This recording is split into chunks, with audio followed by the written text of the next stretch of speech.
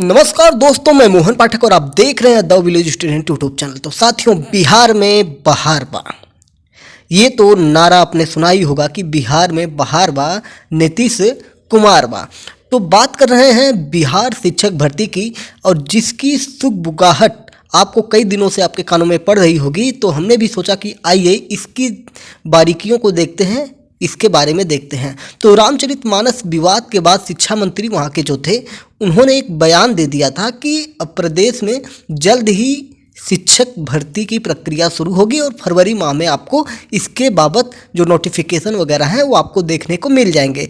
तो अब शिक्षा मंत्री ने इस बात को जैसे ही कहा वैसे ही सुर्खियों के बाज़ार गर्म हो गए। तो ये सारी चीज़ें आप यहाँ पे देख सकते हैं कि सुर्खियों के बाज़ार जो गर्म हुए हैं उसमें बहुत सारी चीज़ें हैं। यहाँ पे आप देख सकते हैं 94,000 शिक्षकों की बहाली होगी। फिर उसके बाद शिक्षक भर्ती प्रक्रिया से मुखिया, प्रमुख और मेयर जैसे प्रतिनिधि बाहर होंगे। प्राथमिक शिक्षक भर्ती विज्ञप्ति अक्टूबर 2023 में आएगा और 2 लाख शिक्षकों की भर्ती होगी, 3 लाख शिक्षकों की भर्ती होगी। मतलब जिसका जो मन कर रहा है उतनी भर्तियां निकाल दे रहा है। और ये चीज़ें कई सालों से बिहार, यूपी, हर जगह के लोग देख रहे हैं और परेशान हो रहे हैं। और सबसे ज़्यादा परेशान हो रहे हैं इस चीज़ से कि उनको एक शब्द सुनाई देता है, जल्द ही आएगी वैकेंसी। भैया जल्द वैकेंसी कब आएगी? कितने सालों में वैकेंसी आएगी? तो इन सारी चीज़ों से अब प्रशिक्षु शिक्षक परेशान हो चुके हैं, हैरान हो चुके हैं। अच्छा, चलिए बात कर लेते हैं अब शिक्षक भर्ती के बारे में। तो बिहार की जो बात की जाए तो बिहार में कोई बड़ी परीक्षा का आयोजन नहीं होता है। वहाँ पे जो एकेडमिक होता है उसके हिसाब से और टेट सीटेट के हिसाब से अभी तक हो रहे थे नियोजन, एसटीटी के नाम से भी लोग कहते हैं। तो अब देखिए, इन्होंने नियमावली में संशोधन करने की बात कही है। तो शायद क्या करते हैं, मुझे नहीं लगता एक परीक्षा होगी। ये सिर्फ क्या करेंगे कि जो इनका काउंसलिंग का सेंटर होता था उनको कम करने की बात कर रहे हैं। तो ये हो सकता है और शायद काउंसलिंग की प्रक्रिया को ऑनलाइन कर दिया जाए।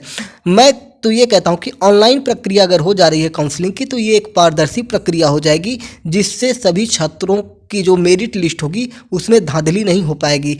मैंने खुद देखा है कि बहुत सारे ऐसे लोग हैं जिनको नौकरी नहीं मिलनी चाहिए थी, वो लोग बिहार में अदर स्टेट से भी जाके नौकरी कर रहे हैं, और जो बिहार के मूल लोग हैं उन्हीं लोगों को नौकरी नहीं मिली है। तो ऐसे मैं बहुत सारे लोगों को जानता हूं जो अयोग्य होते हुए, मतलब योग्यता है लेकिन जो वहाँ के लोकल लोगों को मिलनी चाहिए थी जॉब, वो अदर स्टेट वाले ले गए, जो कि ऑफलाइन काउंसलिंग के दौरान ऐसा हुआ।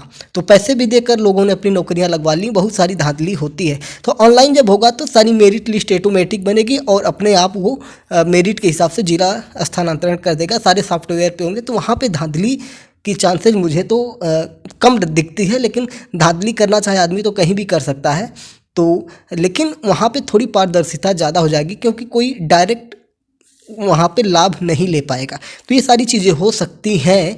लेकिन वैकेंसी की बात की जाए तो 1 से 2 लाख की बात की जा रही है, देखिए क्या होता है। तो बस यही सारी चीज़ें थी, यही बातें थी। तो मुझे लगा कि इस पर भी बात करनी चाहिए।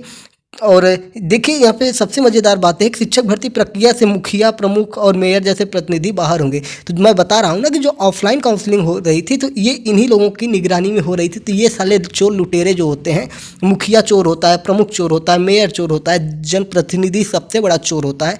तो इन चोरों के हाथों में जब आप दे देंगे तो ये अपने नात बात रिश्तेदार, भैया भौजी, चाचा चाची, काका काकी, नाना नानी सबको लगा देंगे। जो योग्य नहीं है उनको भी लगा देंगे। तो ऐसे लोगों को तो पहले बाहर करना चाहिए। ठीक है, तो चलिए बस ये था मन की भड़ास। ठीक है, तो चलिए फिर मिलते हैं फिर एक नई सूचना के साथ। जय हिंद, नमस्कार। यूपी-टीटी की क्लासें चल रही थी, किन्हीं कारणों से उन्हें रोक दिया गया है, शैक्षिक कारणों से ही रोका गया है। फिर जब भी स्टार्ट होगी तो और भी बेहतर क्लासेज आपको मिलेंगी, क्वेश्चन की संख्या बढ़ेगी, क्लासों की भी संख्या बढ़ेगी। ये आपसे मेरा वादा है। जय हिंद, नमस्कार, भारत माता की जय।